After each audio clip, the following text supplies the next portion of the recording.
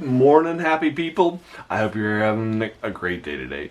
Today we're taking a look at The Horse and His Boy by C.S. Lewis. It's in the part of the series I'm currently going back and rereading for the first time, although it was read to me when I was a kid, so I'm familiar with all this stuff.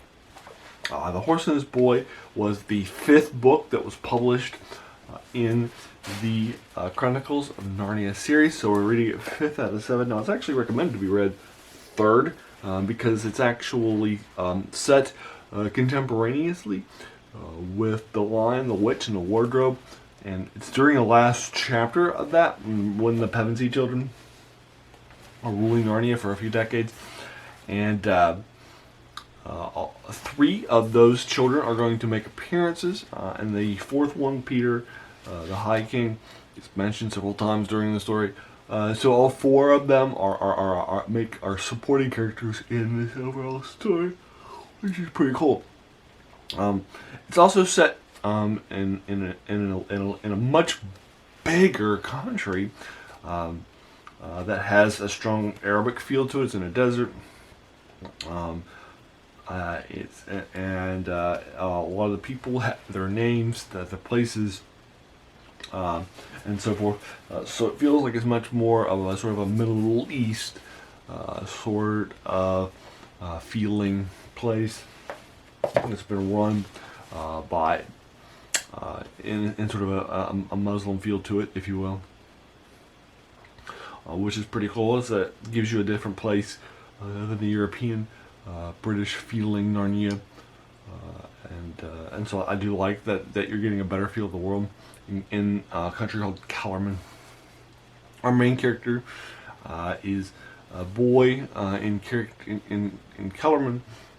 His name is Shasta, which sounds like a soda pop. And Shasta is he is a son of a fisherman who has no other family. He's pretty young. His father really is mean to him. He'll beat him at times when he's not doing well, or when the fish catches are small, or when he doesn't get a lot of money for his fish in the local village. That sort of thing, where he talks back to him. And while he is out there, a big giant nobleman called a Tarkin swings by, and he is given, that sort of normal Kellerman hospitality. And then after the meal, the son leaves, but he is told to leave, so he leaves. But he stays behind and eavesdrops and listens to conversation. And the Tarkin ruler, Elite, he wants to buy the boy as a slave. So they have started to negotiate the slave pricing. He does. They'll take a while because of the, sort of the Kellerman negotiations.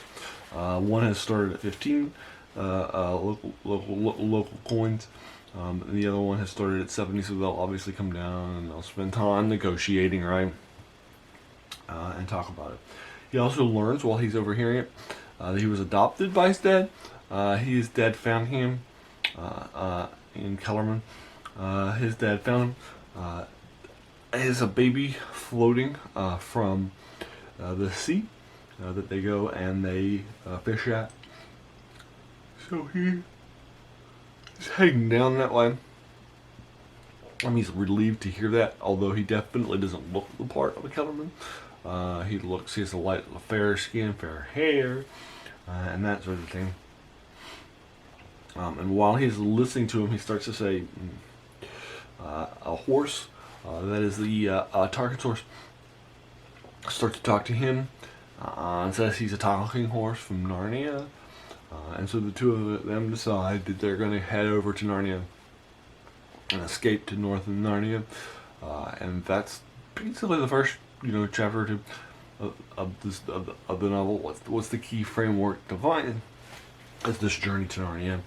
Who they're going to meet along the way, who they're going to help along the way, what they're going to find out about, Kellerman, and those sorts of things. And that's the key. But that's the key story. This talking horse from Narnia, who was captured as a foal and wants to return because he's not free, and he's and then also who the boy who's not from here either, who's is about to be sold to slavery. So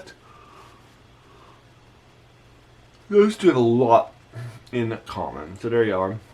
That's sort of the general plot then of The Horse and His Boy, the fifth overall story in Narnia by publication order. And there's just two novels left: The Magician's Nephew and The Final Battle.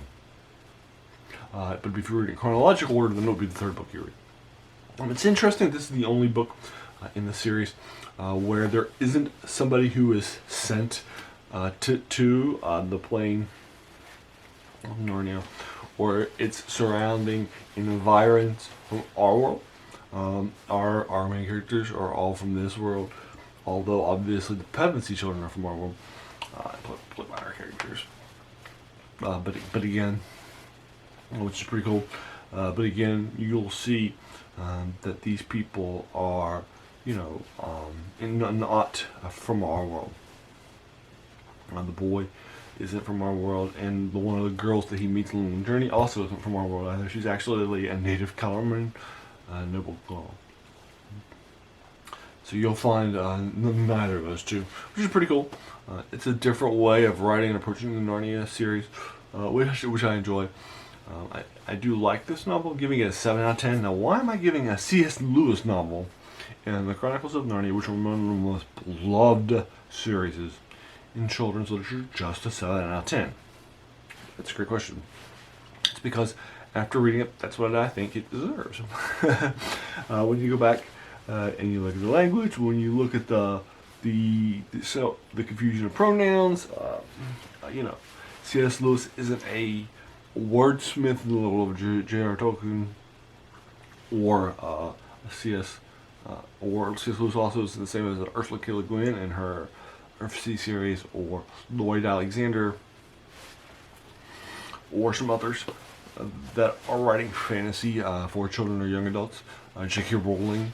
And so that's why, even though this is a classic series, been translated into tons of languages, this has been read all around the block, I'm only giving it a 7 out of 10. Going back to this as somebody in middle age.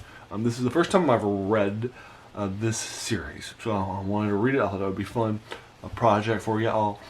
But again, I have actually not, but it was just read to me when I was a kid.